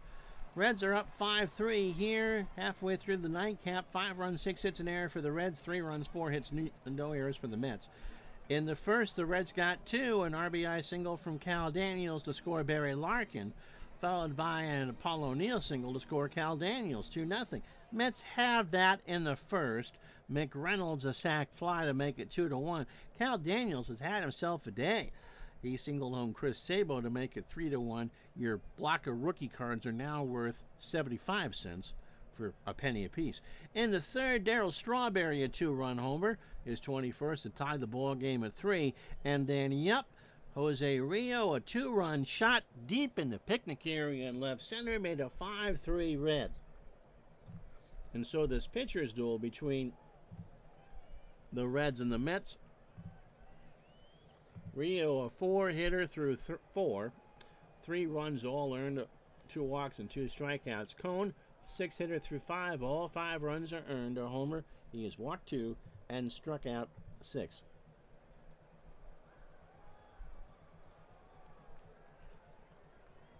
Will they do better? They have the second best record, RJL, behind the Twins. Their lead over the Pirates are 5.5. The Mets and the Dodgers are in a virtual tie for first. So, in essence, you could be looking at a playoff preview come October. Lenny Dykstra has a walk, scored, and is 0 for 1. 18 batters deep for Rio, 68 pitches, 4 innings, 4 hits. The home run to Strawberries, walked 2 and struck out 2. Line drive, right field, and foul. And somebody who lives off the Belt Parkway made that catch, and the count is full. To Rio, first base side of the rubber, over to Asaski for the out. 1 away. Here's Wally Backman. Wally 2 for 2. He singled twice and scored. And Backman draws the walk. On paper, the A's and the Mets are the 2 best teams. We don't play these games with paper. We play them on silicon. McReynolds has an RBI and is 0 for 1. Popped up. Left side. Larkin on the grass. 2 out. For Strawberry, who homered just over the pole in right field his last time up. He now is 21 as the Mets play the first game of the second half. And he's driven in 56. 1 for 2. Struck him out. That's 3 for Rio, and we're through 5. No runs, no hits. The Mets have left on 4. And as we head to the 6th, 5-3 Cincinnati. So Asaski, Diaz, and Treadway. Nick is 0 for 2. He has struck out twice. Carter pops it up. To the screen again. Gary's already made 1 good catch, but that one touches the screen and is fouled. So the count is full. Coney not going the distance today. Got him. 7 now.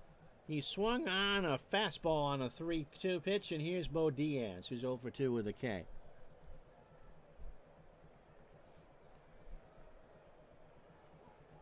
The Twins and the Mets had the best respective records in their leagues. Struck him out. 8 for Cone. 1-2 fastball in there at the knees. Don't know what Diaz was looking for, but he didn't get it. 2 out for Treadway, who has singled and scored. 1 for 2. And Treadway draws the walk. Yeah, you do it expanded postseasons, and I do historical. Mets lost to the Giants and yours in 5 games in the LDS. I don't know. I think they'll win the East pretty easily. Here's Rio. He homered his last time up, 1 for 2. He's also struck out. Cone, are they going to pinch? Wow, they're going to pinch hit for Rio. So Jose is going to take his prospective win and run. And the ageless Dave Collins, hitting 300 as a pinch hitter with an RBI, comes up. 264, 2 triples, and 5 RBI. Ground ball to third. Hojo's got it over to Magadan for the out. What might impede the Mets is Rob Dibble, the nasty boy himself, coming in. Just got called up. Like last week, he's making his 4th appearance. He's 24 years old, fastball at 95, and a ground ball pitcher. He'll bat out of the 9 hole. He pitched 2 days ago against the Phillies, 5-2, 2/3 of an inning, 9 pitches, a hit, and a strikeout. 3 2/3 innings, 2 hits, a run it was earned. He walked 2 and struck out 3.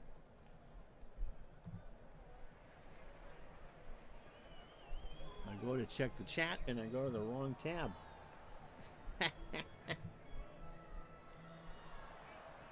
What might hurt the Mets come October, as Howard Johnson is 0 for 2 with the strikeout, is that that they won't have home field. The NL West has home field, regardless of whether it's Cincinnati, the Dodgers, Houston, or San Diego. Pitch to Ojo, struck him out. So he got him to chase an 0-2 cutter. 1 out for Carter, who's 0 for 2 with a strikeout. The Dodgers are the ultimate MacGyver team. This red team is pretty good. So just simply not having the last at bat might make all the difference in the world for the Mets. They are not going to run into a situation like they did in '86, where they're going to have the pitcher they cannot beat in Mike Scott. There isn't anyone. Hershiser hasn't shown that yet. He may do it in the second half. Pitch to Carter. Fly ball center field. Davis moving over. Will make the catch. And there's 2 out for Magadan. Dave has a single and a walk. The Mets will get Greg Jeffries. And they will make sure to bring him up before the cutoff on September 1st, so he will be eligible if and when the Mets make the playoffs. Pitch to Magadan. Ground ball to Treadway over to Asaski. And Magadan is retired. We've played 6 here at Shea on fireworks night, 5-3 Reds. So top of the lineup for the Reds, Larkin, Sabo, and Daniels. 27 batters deep for Cone, 111 pitches, 6 innings, 6 hits, a home run allowed. That was to Rio. He's walked 3 and struck out 8. Larkin 1 for 3. A strikeout, a stolen base, and a run scored. Ball 4. There's Sabo. Chris is 0 for 2. A walk. He stole his 26th base and scored a run. Ground ball to Backman should be 2. Elster for 1. Oh, and Magadan for 2. So 4-6-3 double play. 2 out for Cal Daniels, who's had himself a day. 2 for 3. 2 singles. 2 RBI. A run scored, a stolen base, and a strikeout. When we come back from the All-Star break, oh, by the way, there are a number of doubleheaders. I think we're coming back with a Dodger-Cub doubleheader, as a matter of fact. Struck him out. 9 for Cone. Stretch time, 5-3 Reds.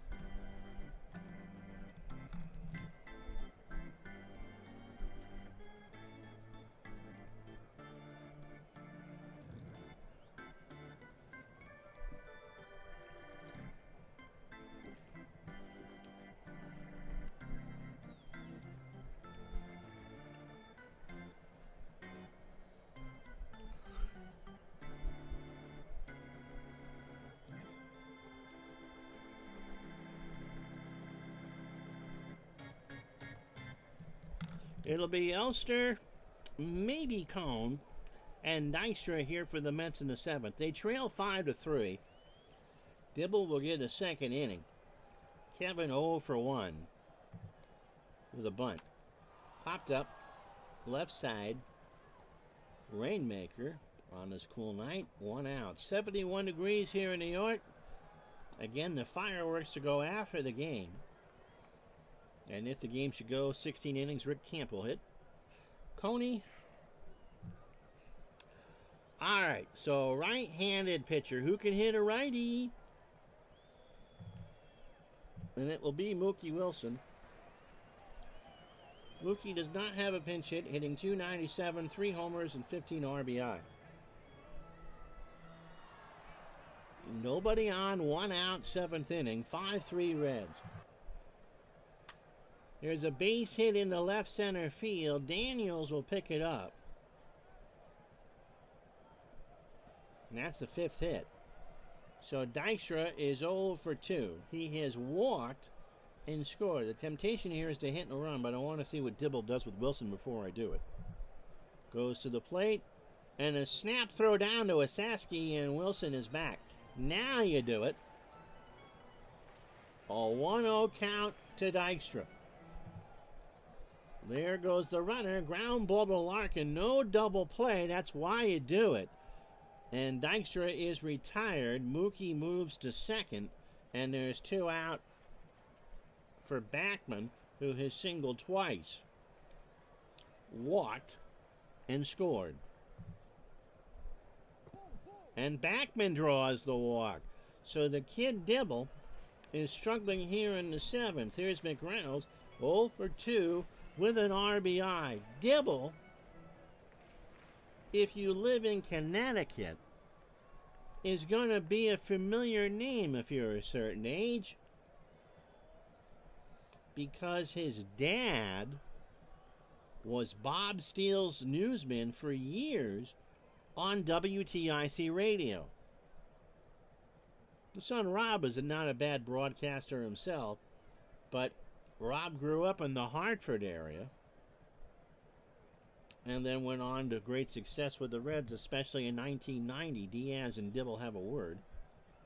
I believe his dad's name is Morton. McReynolds strikes out.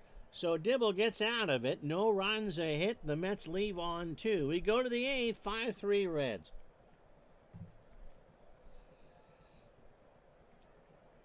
The only Met pitcher that isn't tired is Roger McDowell. Did they play like a 19,000 inning game the night before? Everyone else is tired. I literally mean that the entire team is tired. I don't think 54 is still open in 1988, is it? When did Studio 54 close? So Roger McDowell will come in, and they're going to double switch. They're going to pull Dykstra, bat Mookie out of the 9 hole, and leave him in center field. Mookie is a 6 and a 3 in center. So McDowell, who was 3 and 4, 34 appearances and 3.44 ERA, 28 years old, an extreme ground ball pitcher, and the fastball tops out at 87. He last pitched on the second. Oh, there was a doubleheader on the first. Okay. And a 9-0 loss to Houston on Saturday, 2 days ago. He went an inning, allowed 2 earned runs, 2 hits on 33 pitches, and 2 walks. 34 overall for McDowell, 35 hits, 18 runs, 13 earned, 18 walks, and 12 strikeouts. He is the last Mets pitcher to be fresh. Everyone else is exhausted. Paul O'Neill is 1 for 3. He has singled and driven in a run. Thank you, DRP. Pitch to O'Neill. There's a fly ball left field. McReynolds, 1 out. Eric Davis 0 for 2 with the walk. I've never seen that before, where there's been no fresh relievers. Fernandez won a complete game yesterday, or Sunday. Pitch to Davis. Fly ball, left field. Back goes McReynolds. And there's 2 out. For Nick Asaski, it'll be Strawberry, Johnson, and Carter. So McDowell, breezing through the 8th. You can only move him up 1 batter, but at least it's better than nothing. Asaski took the collar from Cone 3 times. And Leon Durham, pinch hit.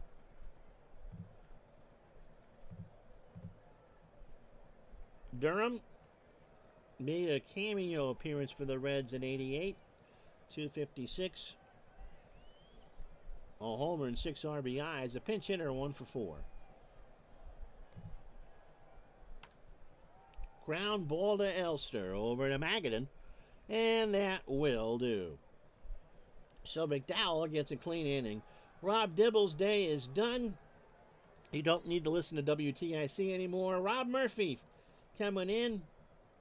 Bottom of the 8th, 5-3 Reds. Murph, future Red Sox of America, 38th game. 3-2, a 3.29 ERA, 28 years old. Fastball at 95. And a ground ball pitcher. He last pitched 2 days ago against the Phillies down in Philadelphia. Lost 5-2. Third of an inning, 15 pitches, 2 walks, and a strikeout.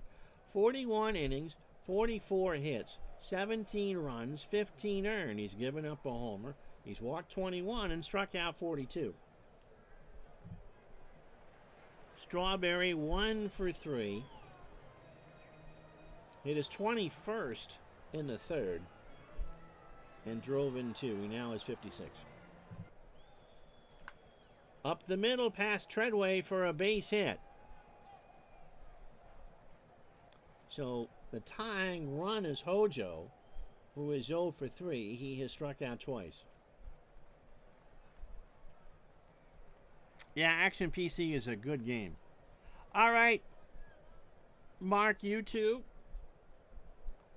Strawberry on first. Hojo pops it up left side. Sabo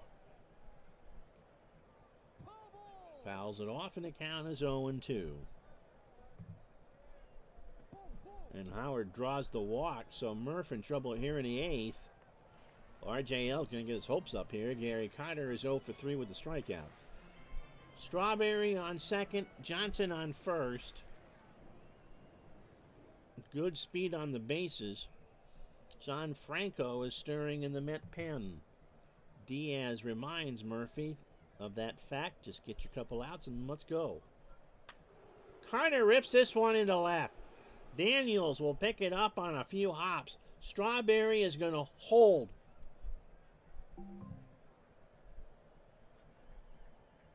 Daniels has a good arm. Bases are loaded for Magadan and nobody out in a 5-3 game. So Strawberry on third, Johnson the tying run on second, and Carter on first.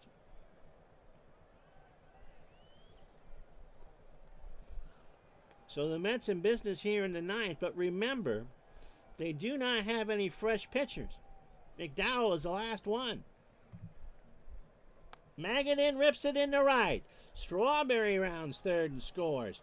Howard Johnson is not your mother, but he's going to try and score anyway. O'Neill's throw to Diaz is going to be close. No, it's not. It gets away.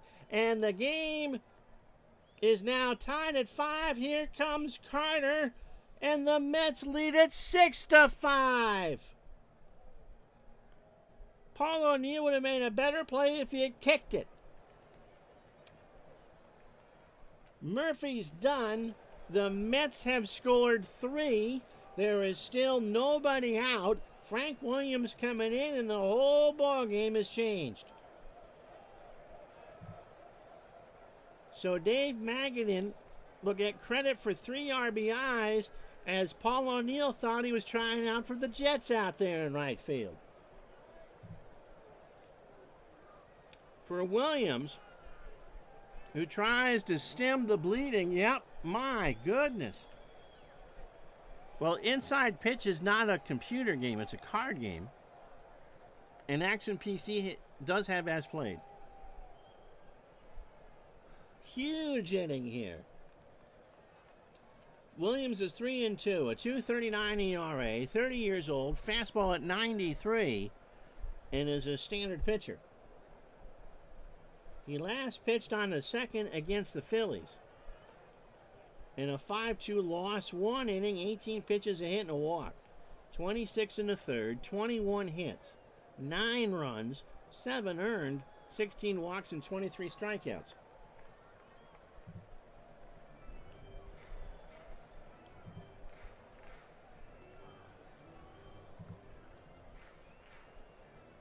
It's Elster, Wilson, and we'll see. Nobody out. 6-5 Mets. And now the Mets are going to have to figure out what tired pitcher they're going to get 3 outs out of. Elster in the left. Daniels, 1 out.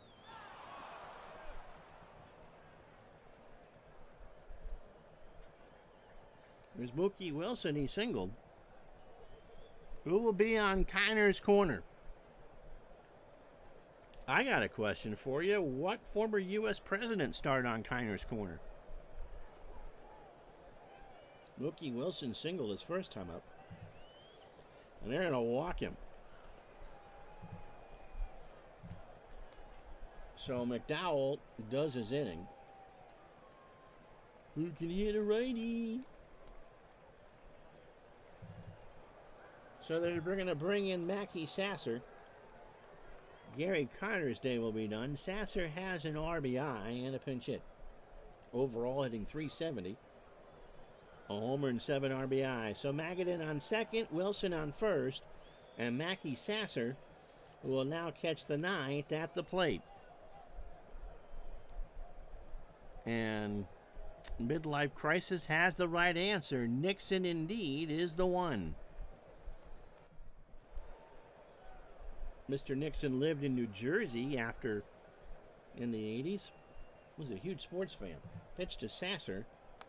Ground ball to Sabo. Might get 2 here. Treadway for 1. And Lloyd McClendon at first for Asaski is 2. So that'll do it. We go to the 9th. The Mets, 3 runs on 3 hits in an hour. And they've stolen this one potentially from the Reds 6-5. So Randy Myers, who hasn't pitched in 2 days, but the Mets had a doubleheader on the first, and he must have pitched both ends of that.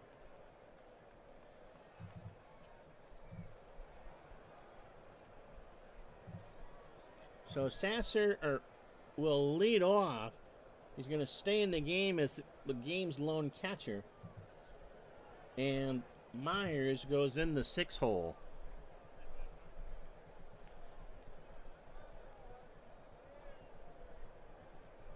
That makes sense. MLC was done. So Myers, again, 0-3 on the replay, a 3.16 ERA. He has closed the door 22 of 25 times. He leads the National League in saves. He did not pitch on both ends of that doubleheader. I don't know why he's tired then. He went 2 innings, 25 pitches in that 12-7 win against Houston, and walked a man. Overall, Kiner... Oh, man, I can't read that.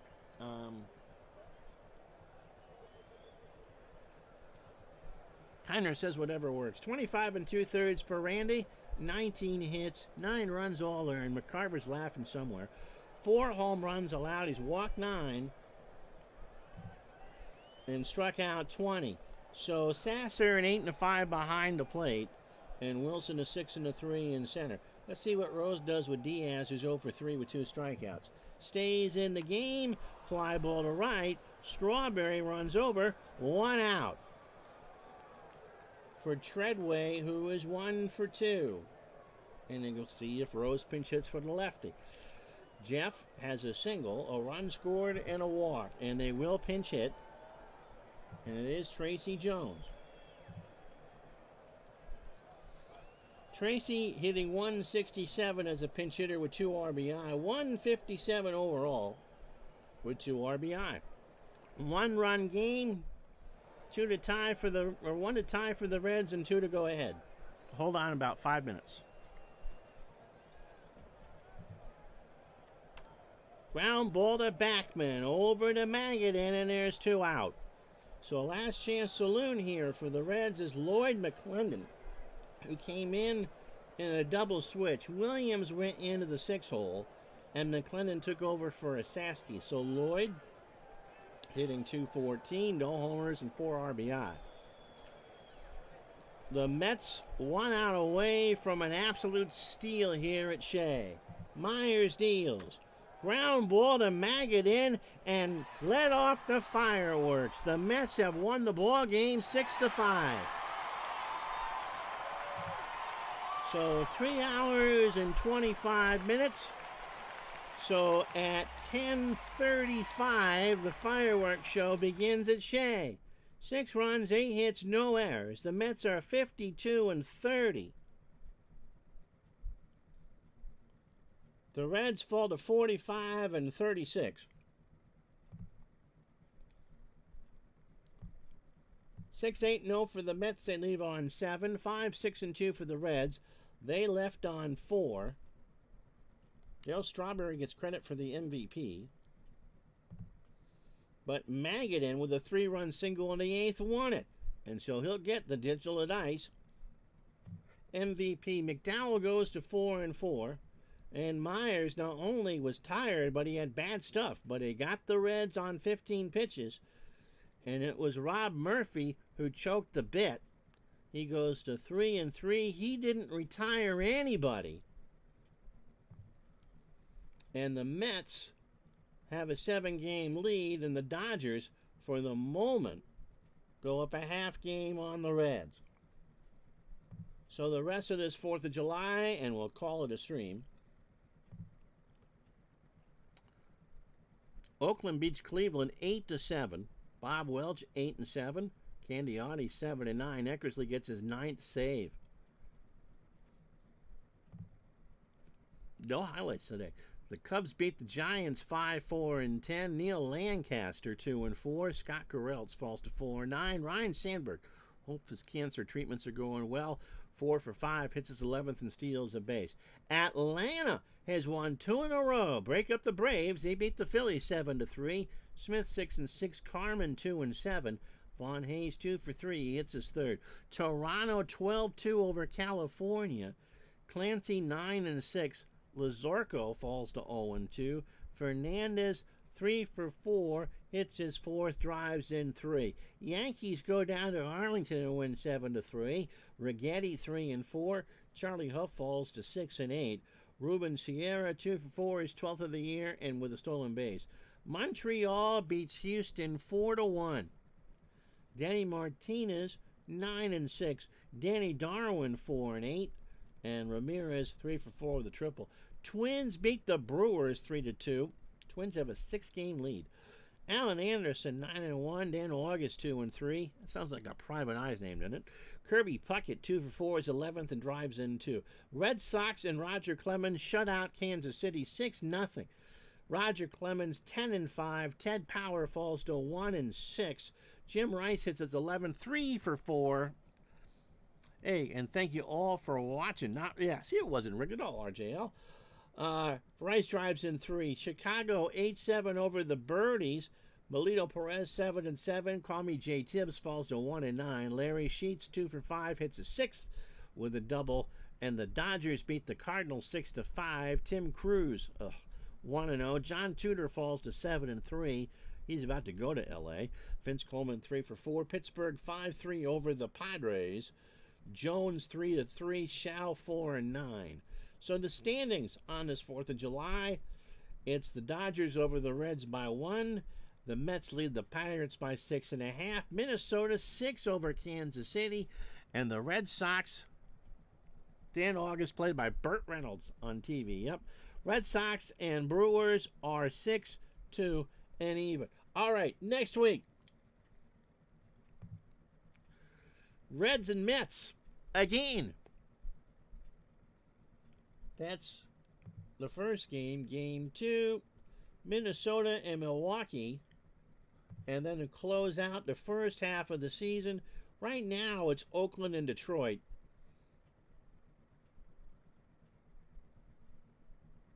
Always subject to change.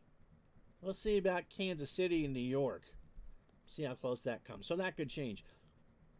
So when we're with you first game next week, it's these two teams again. It's the Reds and the Mets. And we hope you enjoyed this doubleheader. We'll talk to you soon. Thank you so much for bearing with us as we went from one channel to the other. I'm Ron Juckett. We'll talk to you the next time. So long, everybody.